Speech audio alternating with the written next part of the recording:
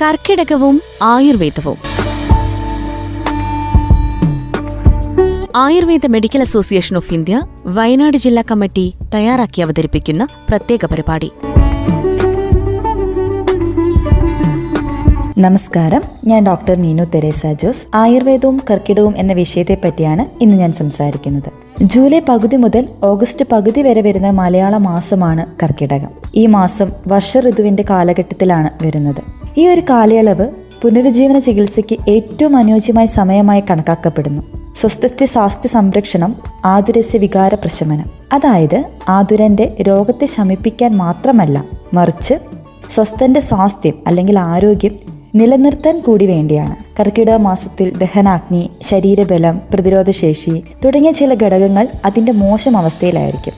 അതിനാൽ രോഗങ്ങൾ എളുപ്പത്തിൽ പിടിപെടും. അത്തരം സാഹചര്യങ്ങൾ തടയുന്നതിന് ദഹനാഗ്നി, ശാരീരിക ശക്തി, പ്രതിരോധശേഷി എന്നിവയൊക്കെ മെച്ചപ്പെടുത്തുന്നതിന് ആന്തരിക മരുന്നുകളും ബാഹ്യ ചികിത്സകളും നൽകുന്നു. മറ്റൊരു പ്രധാന ഘടകം വാതദോഷത്തിന്റെ പങ്ക് എന്നതാണ്. വാതത്തിന്റെ ഏറ്റവും ഉയർന്ന ഘട്ടം കർക്കിടക കാലഘട്ടത്തിലാണ്. ശേഷിക്കുന്ന 2 ദോഷങ്ങളായ പിത്തത്തെയും കഫത്തെയും ഒക്കെ വാതത്തിന് സ്വാധീനിക്കാൻ കഴിയും. അതിനാൽ കഴിയുന്നത്ര നേരത്തെ തന്നെ ഇത് അതീവ ശ്രദ്ധയോടെ കൈകാര്യം ചെയ്യണം. പൊതുവെ വാതരോഗികൾക്കും പ്രായം കൂടിയവർക്കും തരിപ്പ്, കടച്ചിൽ, വേദന തുടങ്ങിയവയൊക്കെ ഈ സമയത്ത് കൂടുതലായി കാണാറുണ്ട്. ഈ സാഹചര്യത്തിൽ ബാഹ്യ ചികിത്സകളും ആന്തരിക ചികിത്സകളും ഫലപ്രദമാണ്. പഞ്ചകർമ്മ ചികിത്സകൾ വളരെ നല്ലതാണ്. വാതദോഷത്തിന് പരിഹാരമായുള്ള വസ്തുപ്രയോഗങ്ങൾ, കിഴിപ്രയോഗം, ശിരോധാര, പിജു തുടങ്ങിയ ബാഹ്യ ചികിത്സകൾ രോഗത്തെ ശമിപ്പിക്കാൻ ഉപയോഗിക്കുന്നു.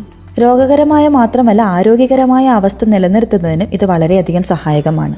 ബാഹ്യ ചികിത്സകൾക്കൊപ്പം രോഗം, രോഗസ്വഭാവം, ഉൾപ്പെട്ട ദോഷം, രോഗിയുടെ പ്രായം, അവസ്ഥകൾ മുതലായവയെ അടിസ്ഥാനമാക്കി ആന്തരിക മരുന്നുകളും ആവശ്യമാണ്. ഇതുകൂടാതെ കഫസംബന്ധമായ ചുമ, കഫക്കെട്ട് തുടങ്ങിയ കഫരോഗങ്ങളും ഈ സമയത്ത് ധാരാളമായി ഉണ്ടാകാറുണ്ട്. ഇങ്ങനെ നോക്കുമ്പോൾ രോഗപ്രതിരോധനത്തിൽ കൂടുതൽ ജാഗ്രത പാലിക്കേണ്ട കാലമാണ് കർക്കിടകം.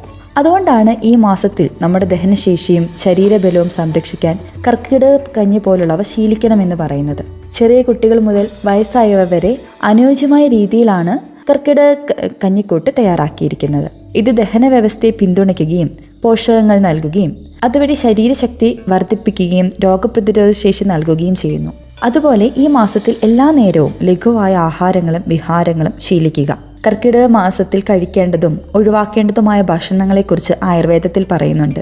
ദഹിക്കാൻ പ്രയാസമുള്ള ആഹാരങ്ങൾ ഒഴിവാക്കി ലഘുവായതും ചൂടുള്ളതും ഫ്രഷായി ഉണ്ടാക്കിയ ആഹാരങ്ങളും ശീലിക്കുക. പഴകിയതും എണ്ണയിൽ വറുത്തതുമായ ഭക്ഷണങ്ങൾ ഒഴിവാക്കണം. ഇലക്കറികൾ, പച്ചക്കറികൾ, ചെറുപയർ തുടങ്ങിയവയൊക്കെ കഴിക്കുന്നത് വളരെ നല്ലതാണ്.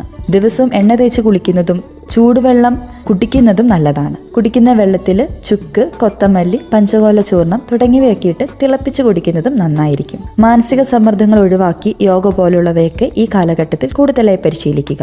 രാത്രി നേരത്തെ ആഹാരം കഴിച്ച് നേരത്തെ ഉറങ്ങുക. പകലുറക്കം ഒഴിവാക്കുക.